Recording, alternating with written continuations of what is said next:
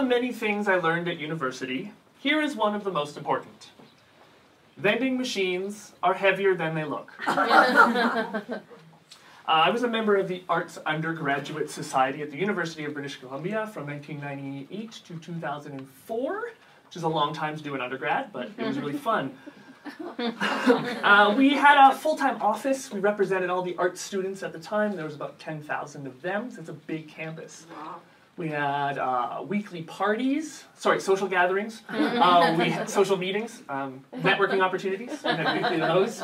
I was the editor of a newspaper for a year that was basically The Onion, but local. And most of the time we sat around late. We might have had a few drinks, and we came up with hijinks because we were bored and it was a campus. And in 2003, the year that this story takes place, I want to set the scene for you. The University of British Columbia was a relatively lawless place. Technically, UBC is not in a city. You might think of it as being in Vancouver, but it's not. It's outside of the skirts of the city of Vancouver in something called the University Endowment Lands, which are on Point Grey. You might know this as the place that has Wreck Beach, where you can be naked. Yes, it's one of the only campuses with a nude beach in Canada that I know of, because it's Canada. And so, on the University Endowment Lands, the Vancouver Police do not have jurisdiction. They're not there. So instead, there is campus security, which is exactly what you think it is, people who are hired to be campus security, and then a small RCMP detachment to deal with crimes of a serious nature.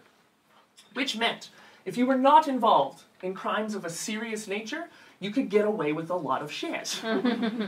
We got in the habit of, every time we would hang out at night, and there might have been a little bit of drinking involved, we would wander around and look for things to do, and we wouldn't carry our ID, because if you didn't have your ID on you and they couldn't identify you, then they couldn't put academic sanctions on you, which was their only power. And they also couldn't hold you unless you'd done anything that was, RCMP level worthy.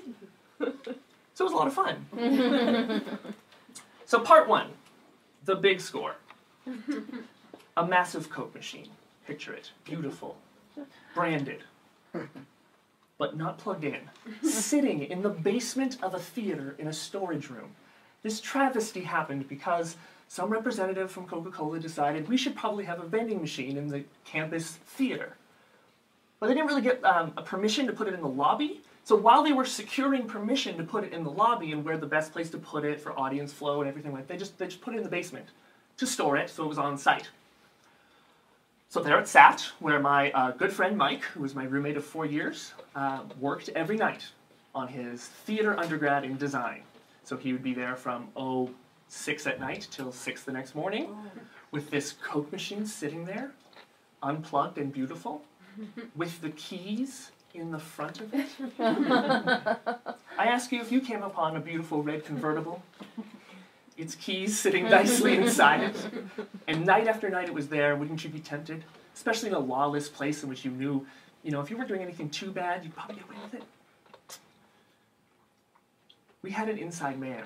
See, to use his keys to get into the building to do his work, he also had to have the keys to get into the storage area where the Coke machine was. And since he was the only design student there who worked those crazy hours, he sat all night in this theater by himself with the Coke machine. Part 2. The ragtag crew.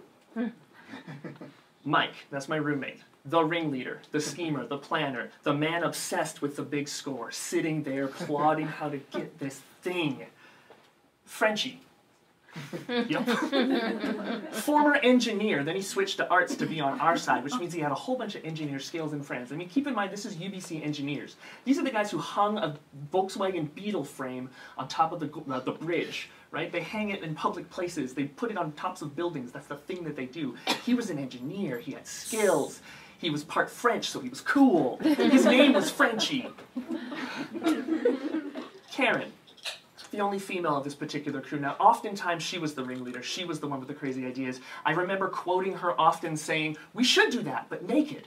That was her style. But this particular job, she had to play a different role. She was the decoy. Sadly, because she was good looking. Derek, the muscle.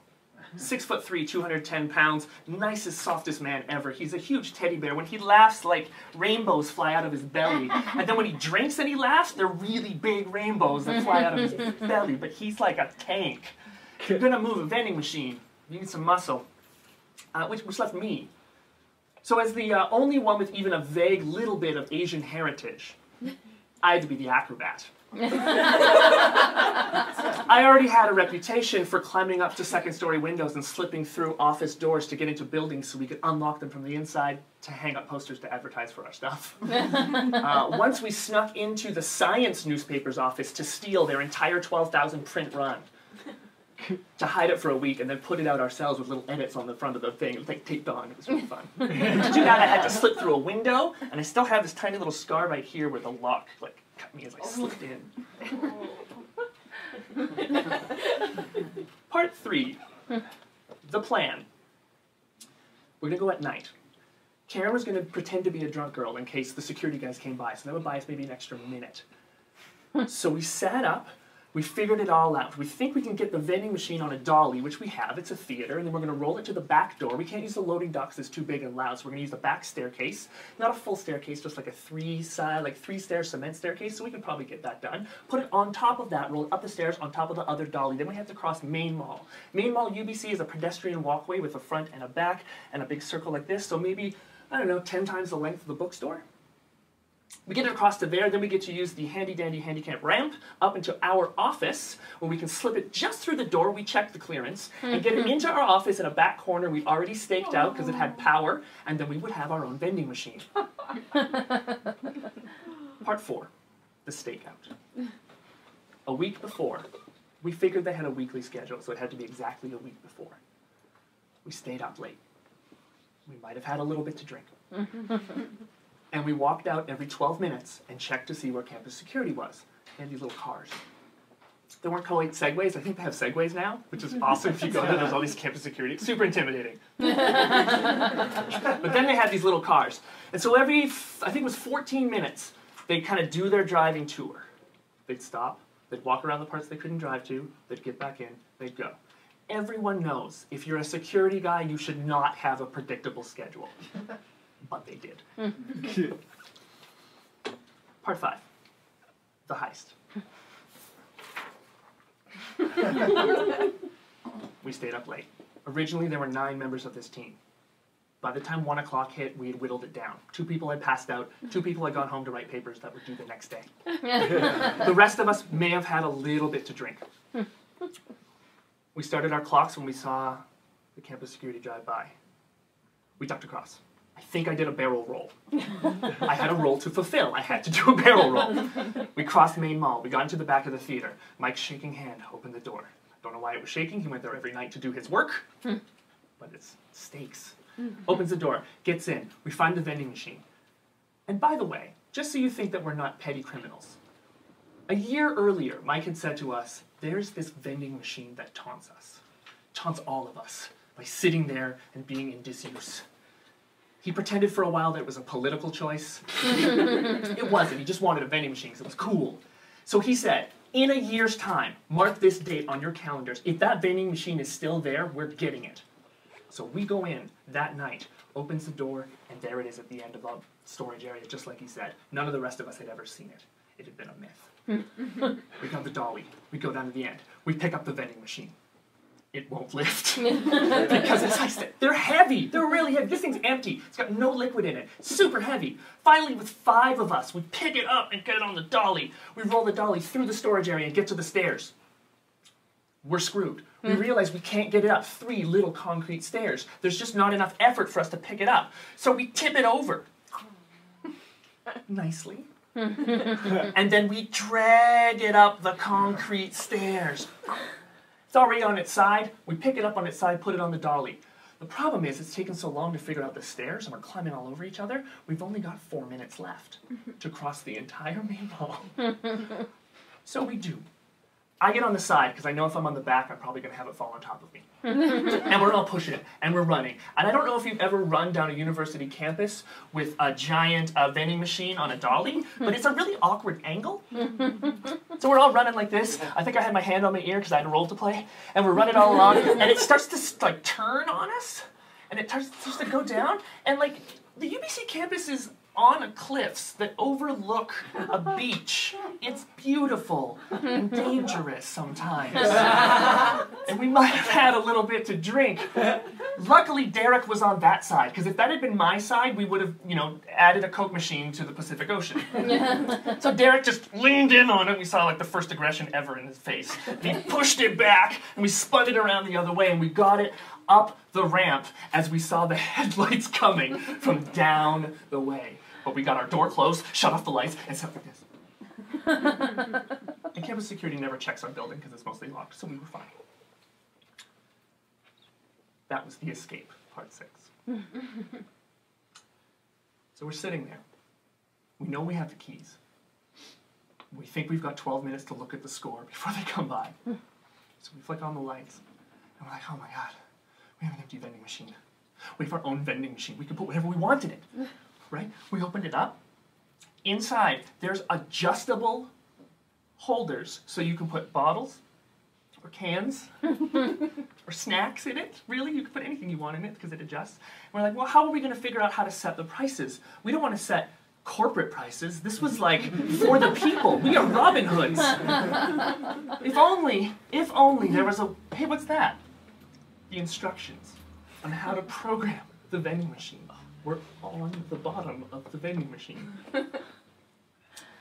Part 7, the aftermath. We programmed the vending machine. We put in Fanta, because we thought it was funny. We put in the cheapest cola we could find, which at that time was, I think, Costco Cola. It was disgusting, and if you had to, you press the button for it, you put in your 10 cents, because that's what we set the price as. You came out, and then you had to stick it on the counter for 3 to 4 minutes, because if you opened it too fast, it would kind of go everywhere. And then we had a secret one that was on the bottom, that if you had exactly 55 cents, you could get a cold beer. Which was the best. I started carrying around 55 cents with me all the time, just in case I needed a beer. And so for a year, this vending machine was in our back corner, and we used it for beer, mostly, and beer, and Fanta, that combination. And it was the best. And then one day, a Coke operative walked into the room with a clipboard. And if anyone has ever gone to a university campus knows, if you want to look official, have a clipboard. That's how we stole the newspapers another time. We got coveralls, and we put clipboards on, and we walked around campus and picked up all of the newspaper holders all across campus, and then put them all in our office for a month. It's the best.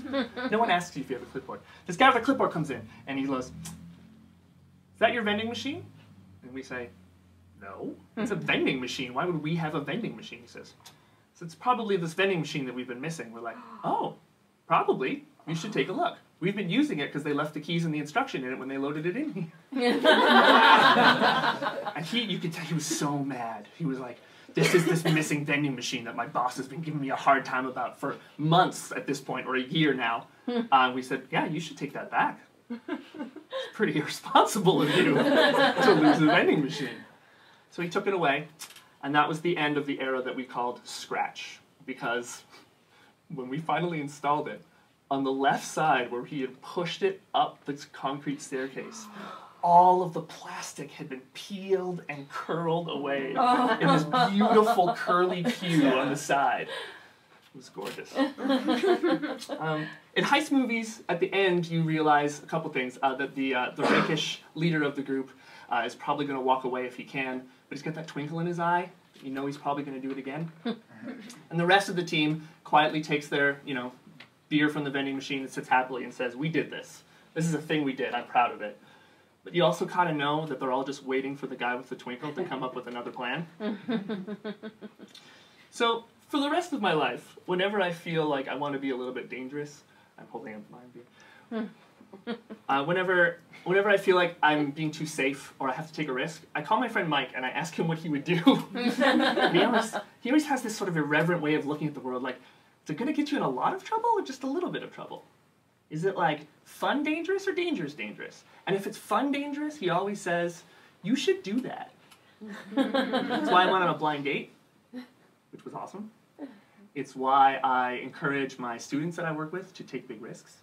Because I think if I hadn't done that, I would never have been able to put 55 cents in a vending machine and get a beer.